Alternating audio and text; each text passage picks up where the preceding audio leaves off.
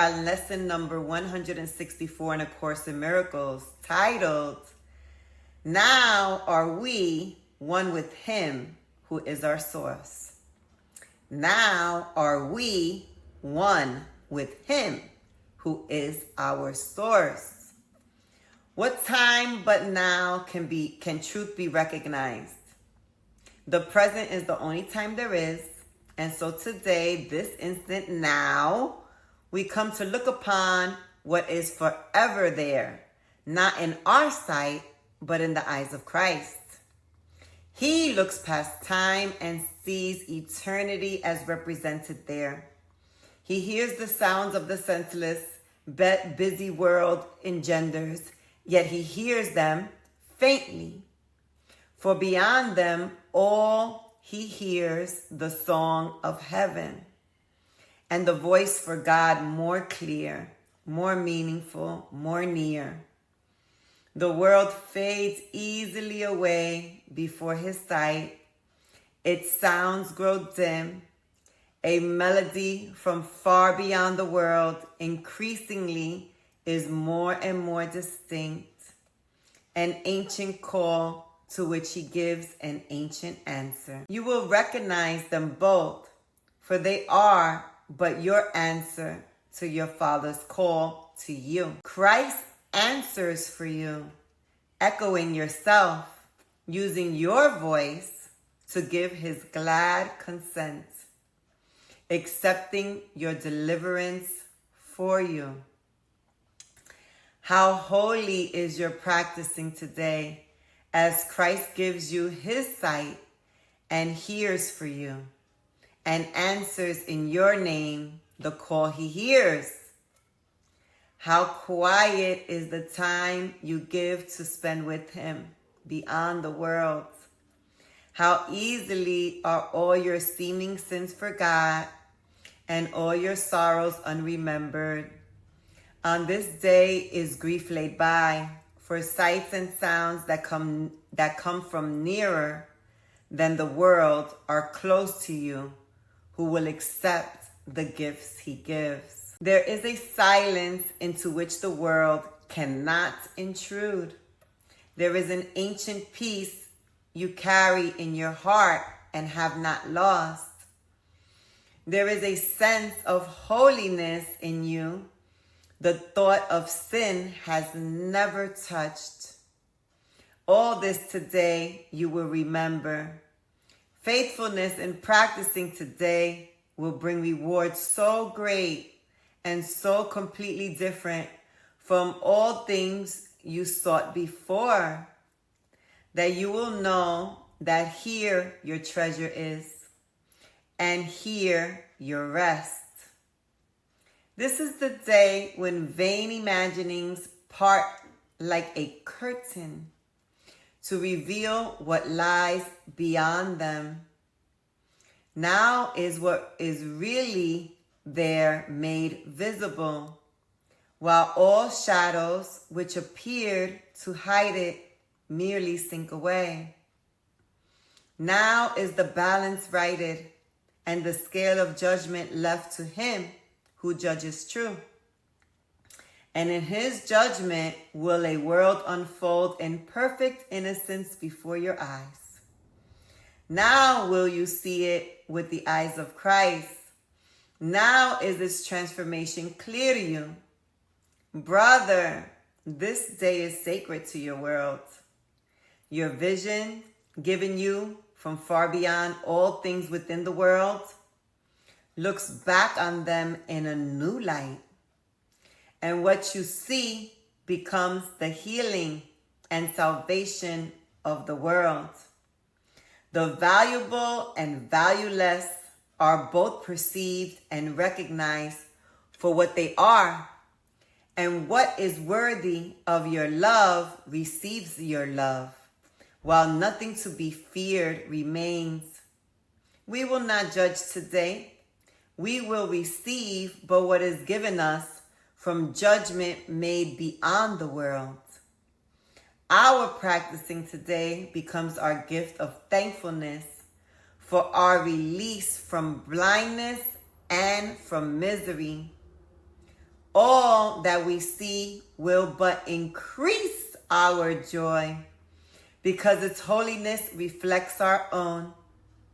We stand forgiven in the sight of Christ, with all the world forgiven in our own.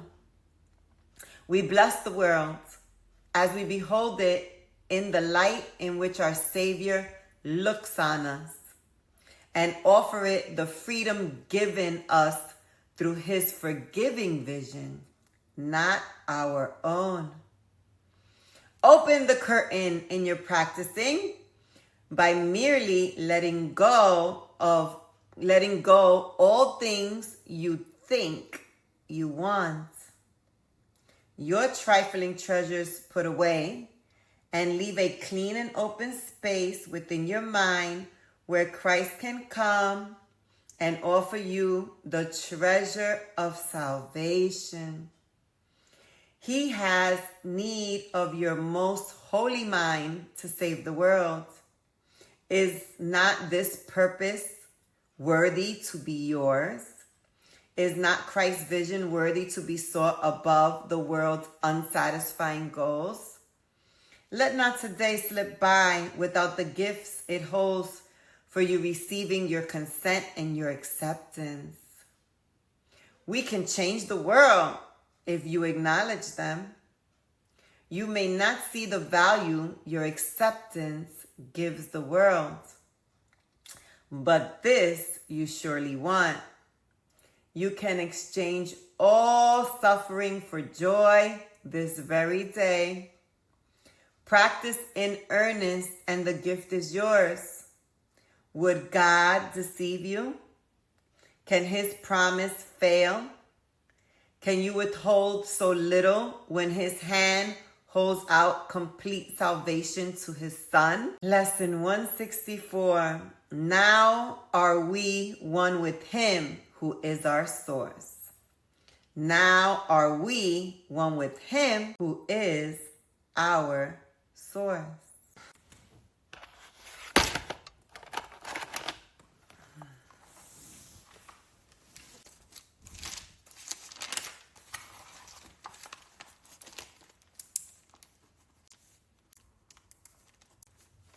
What did vanity really mean? Emptiness.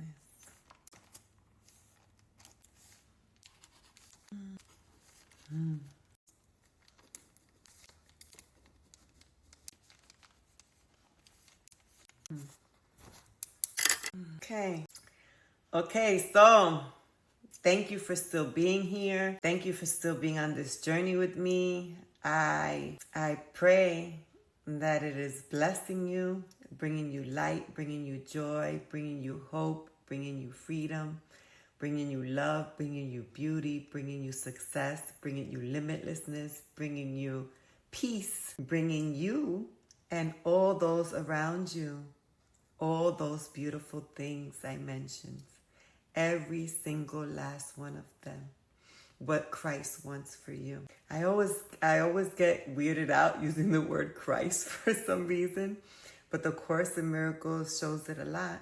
It uses it a lot to be with your Christ mind. Your Christ mind is the one that lets you know who you really are, lets you know who you were born to be, lets you know who your Father is.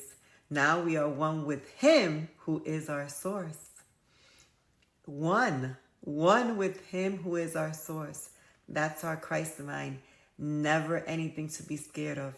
So if at any time it rings true for you that you associate Christ's mind, Christ the Christ, with the crucifixion, I want to erase that. I'm erasing it for you. I'm erasing it for me. Okay? That's not what we're talking about here. Your Christ mind is your freedom, is your power. It's your oneness with your Father, with your source, with everything that lives. So that's the first thing I would like to share with you. Okay, I wanted to make you aware the true meaning of the word vanity. I know there is a definition of vanity that's in our Webster's dictionary and that we think of. But I learned from my pastor the other day. He said that when you went back to the ancient times and the ancient writings, I'm going to say Hebrew, maybe, I don't know. I think that's what he said. But vanity doesn't mean that at all. Vanity means just things that are empty, things that mean nothing. So that's its true meaning. That's its true root. So whatever you've been caught up with about being vain, and part of your looks is also vanity because it's emptiness. And the reason why I say that is because your beauty and your shine and your joy come from within you. And it can't help but be beautiful and be shining and to be joyous when you're aligned with love, when you're aligned with hope, when you're aligned with joy, when you're aligned with your Christ mind. God produces beauty. God produces love. God produces joy. It's all everlasting. So you don't have to put your focus there. Your focus is on your alignment with the one you are one with him who is your source. That's your focus. That's what frees you. That's what allows you to be the salvation of the world. Okay, and today we're lucky because we get to exchange all our suffering for joy. The beautiful thing about the Course in Miracles is it's very clear. You can only gain. You cannot lose. You can only gain. So if at any point you think you're losing something, think again. You won't be losing anything. That's a promise. That's one of God's promises in the Course in Miracles. You will never lose. You can only gain. So if your thinking is not aligned that way, your thinking is wrong. Your thinking is off. It should always be aligned with abundance and love and limitlessness and shining. That's what the Course in Miracles keeps telling us, okay? So rework, go backwards, rewind it, and know who you truly are. Okay, now, perfect innocence, holy. I'll say that the way I'm supposed to say it. You are perfectly innocent and holy. Perfect, innocent, and holy. That's who you are. There's a part of you who's that's in there somewhere that you can never lose. That's connected with Christ's perfect vision of you. It's there. And this lesson is promising that you're going to recognize that you're going to see your true holiness and your true oneness aligning with your Christ mind. So we get a gift. We get to have heaven here on earth, and this is part of today's lesson. So get quiet today, take your time, get within yourself, because all God wants to do is bless you. Have a great day, guys.